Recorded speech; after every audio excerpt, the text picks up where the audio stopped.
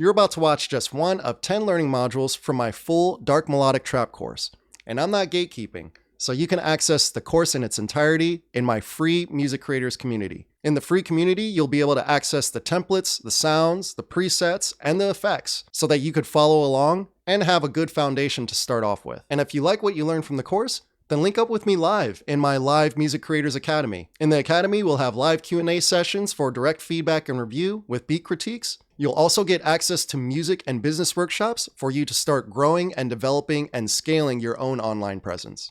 To join, just click the link in the description. Do not ignore the importance of these FL Studio settings that we're about to go over. Without these, your entire workflow could be compromised. So I'm going to give you the exact template that we create together right now so that you don't have to. Plus, I'm going to give you additional sounds and presets for you to immediately use in your own projects. And by the way, we'll have beat challenges inside of the free community using these sounds and templates. And you want to select this empty template right here. Start a new empty project. If you're wondering why my top bar looks different than your toolbar, you could just right click and click edit. And these are all the different options that I've decided to remove or add to my menu bar.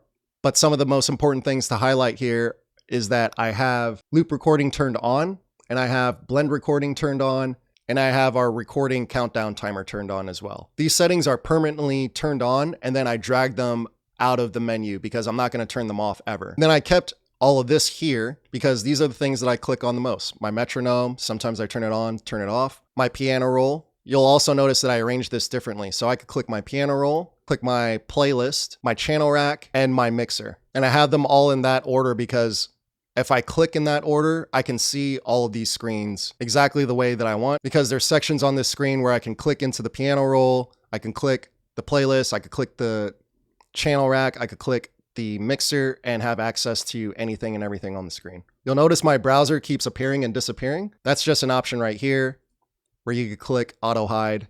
I have it turned on so that I have more screen real estate. Next thing you'll want to do is go to options and select MIDI settings. Specifically, if you're using a MIDI controller of any kind, I'm using a Keylab MK2, and I'm just noticing that I have the Keylab Essential selected instead of the MK2. I'm going to switch that. I didn't realize I had the wrong one selected this whole entire time. So I'm going to pull up Analog Lab, the plugin settings right here, and then I'm going to switch the input to 10 because that's what I have the MIDI setting set to. Actually, I have it set to port 0, but I'm going to set it to 10. Should be able to control the faders, no problem. Exactly. Play key. And make sure that we're not playing two notes at the same time because that used to be a problem.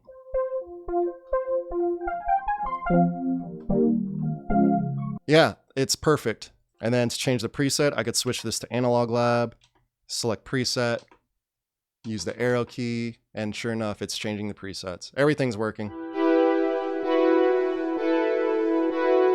And all the transport controls are working on the controller. Play, stop, record.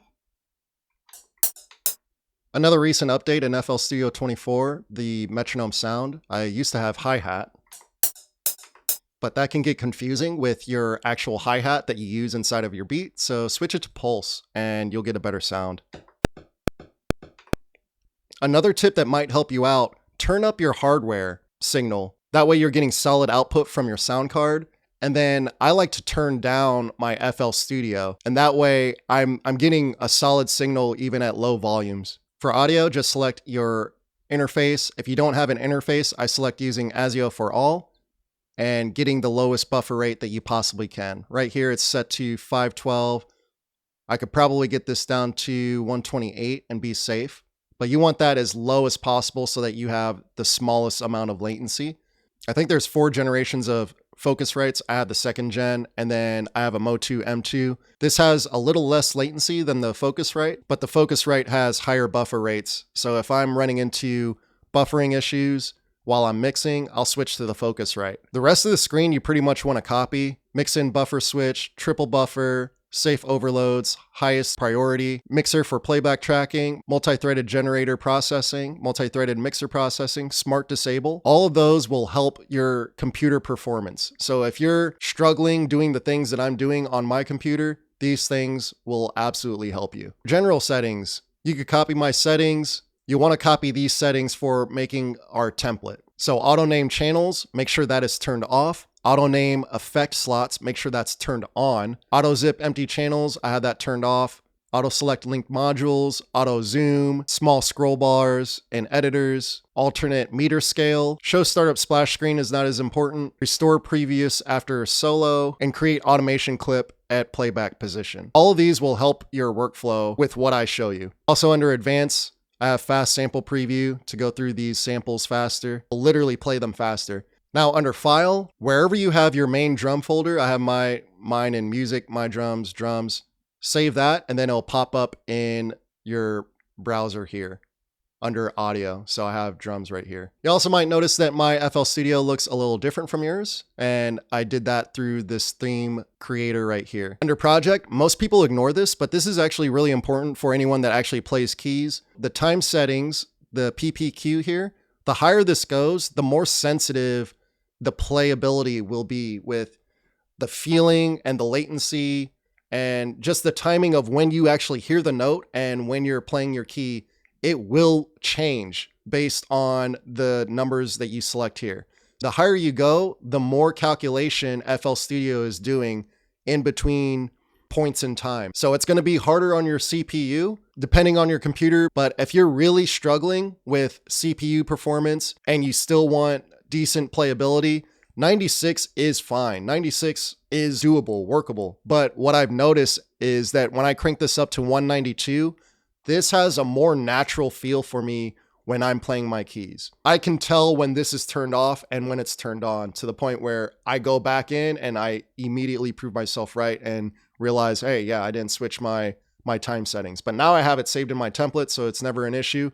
But I've noticed this with other things too. Right click this record button, and there's quantization. I keep it turned on with automations, but you could also add it to the note start and end times, the note durations, and even when you're recording directly to the step sequencer. Your snap settings will adjust it too. If you go to line, it will shove the notes closer to the line and closer to the cell, closer to your step, closer to your beat. For more natural playing, I recommend quarter beat or half beat, depending if you're playing on halftime or full time. But for dark melodic trap specifically, we're looking for ranges around between 130 and 170. But you could also go and study other trap beats and listen to what tempos are popping up more often.